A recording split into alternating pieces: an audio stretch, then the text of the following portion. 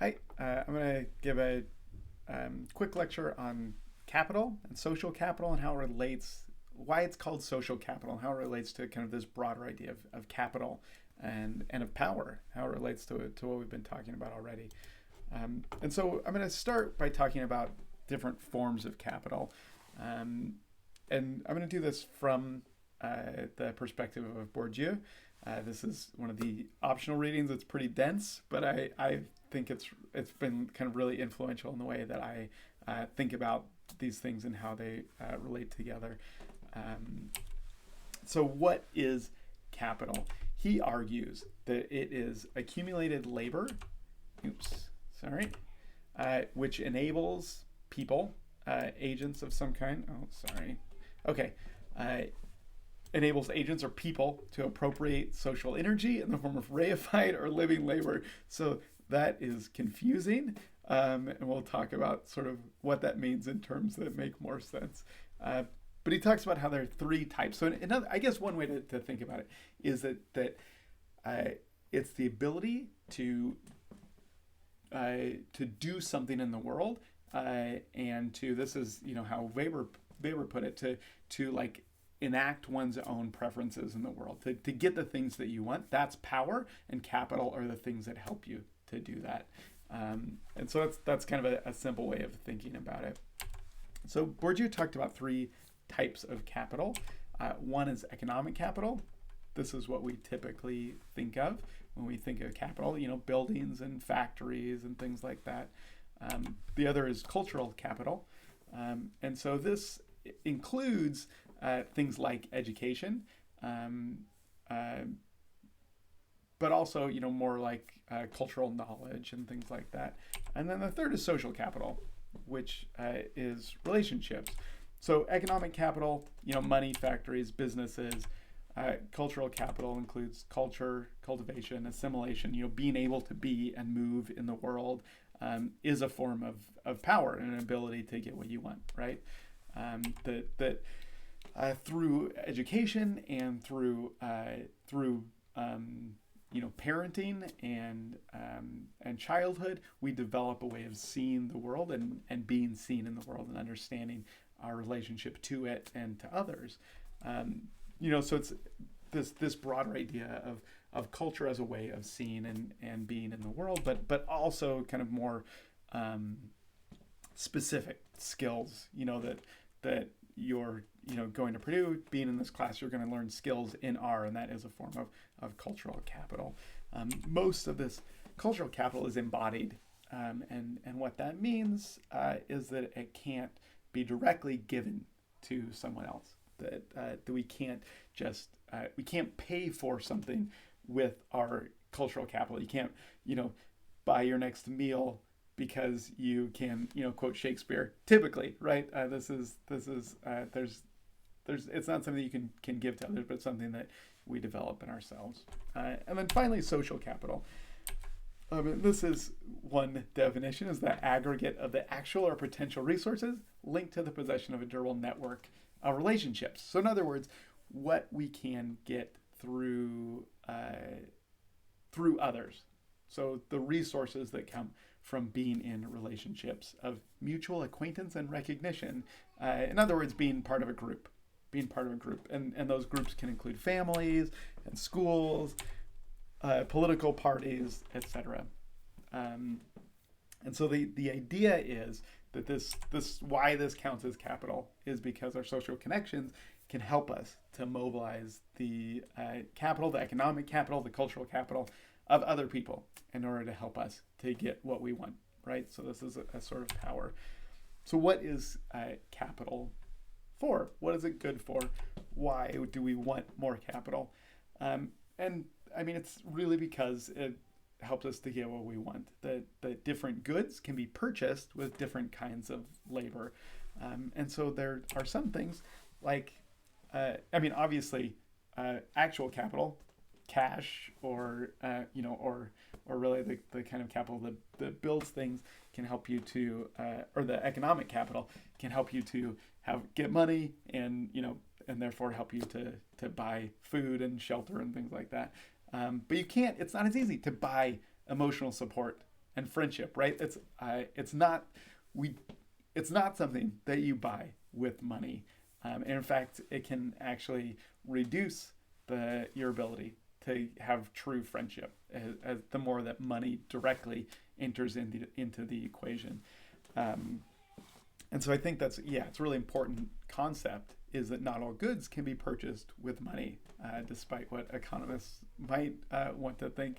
And so for Borgia, the goal is to improve and ensure your position. One of our goals, right, is to improve and ensure our position in social space, and that we use all forms of capital to try to help us to gain this sort of stability and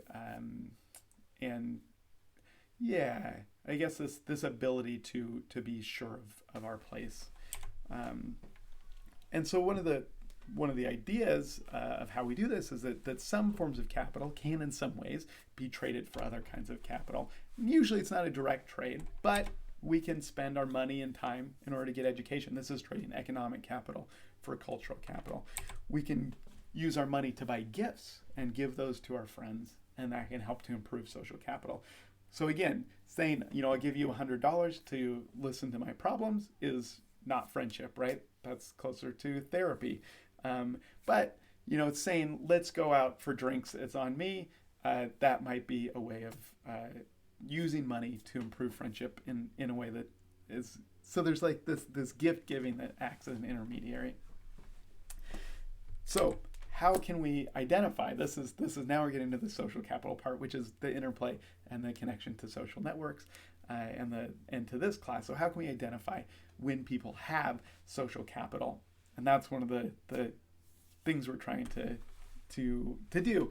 It relates really closely to these ideas of power, right? The idea of power in a network and social capital are really, really close and closely combined. So things like closure and embeddedness. So this is the idea of strong, dense networks with reciprocal, repeated exchanges and cooperation. So this is one form of social capital, being part of a dense network, right? That there are people that you can call on. The other is almost the opposite. Like we talked about, it's the idea of being in a structural whole. That is a form of social capital. It's the ability to bridge groups and the ability to control information and gain new information. And so when might one or the other of these be more beneficial? When might it provide the kind of social capital needed to advance one's goals? One answer to part of that came through this paper, which you'll hopefully have read or be reading soon, by Mark Granovetter, called The Strength of Weak Ties. It is one of the most cited social science papers ever, which is pretty wild, and especially when you hear kind of what the initial finding is. The question that Granovetter was asking is, how do people find jobs? And he surveyed a bunch of people, how did you find the job that you have now? How did you learn about it? And found out that people found jobs through acquaintances instead of friends. This does not seem like the sort of social science finding that would garner tens of thousands of citations and interest decades later. This was written in the late 70s or early 80s, and we're still talking about it. We're talking about it in this class now. And so why is it, what did he learn? What did this tell him, or what was the insight? And that's so when he talks about weak ties, it's the idea of the strength of a relationship. And so that if you said, thought about who your best friends are, and then who acquaintances are, that's kind of a good way to think about it, right? Best friends are strong ties and acquaintances are weak ties. And he figured out that, the data told him that job information is more likely to come from weak ties, from acquaintances, which seems strange, right? Where did you get your job? It seems like we should learn, the people who care most about us are those most eager to help us to find a job, to help us get the things that we want. And so why would it be that people would find them through acquaintances instead? why would information come through weak ties? And that is because strong ties typically have redundant information. If your best friend knows about a job, and he or she like let's say kind of your five best friends, they all kind of know the same information, right? They all know each other. Any information that one has, has already been passed to the others. And so anything that they could tell you is not only something that you likely heard already from someone else, but it's something that you likely knew already, right? Because you are sort of in the same circle, in the same group that they are. And so the type of information that they have is the same type of information that you have, or that you've likely received from another person in the group. In other words, it's really redundant. They're all already tied to each other, right? So that's the big insight, is that strong ties are much more likely to be tied to each other. If best friends are always, you can't have, it's very rare that you would have two best friends and they don't even know each other, right? Or they are not also friends with each other. We talked about this in the concept of like transitivity or triadic closure, and that idea that a friend of a friend is usually a friend. So weak ties, on the other hand, are weak because they are maybe put it the other way around. If they were really close to a lot of our other friends, they wouldn't be weak ties. We wouldn't consider them an acquaintance. Almost by definition, they're someone who we don't know well because they're sort of distant from us socially. That they have, in other words, they have a lot of different kind of information, and they're part of a different part of the network. In this case, the job network, and so they know about opportunities that your close ties don't. And so the kind of upshot of this, and I think a really healthy and pragmatic way to think about these different, is that there are different types of social capital, and different relationships have different benefits.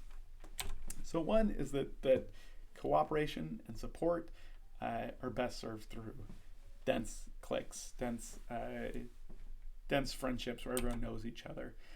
Other types of things like innovation, information, learning new things require connecting distant groups. So having sort of bridging capital is the kind of social capital that's most beneficial. And so, I think that also tells about a strategy, right?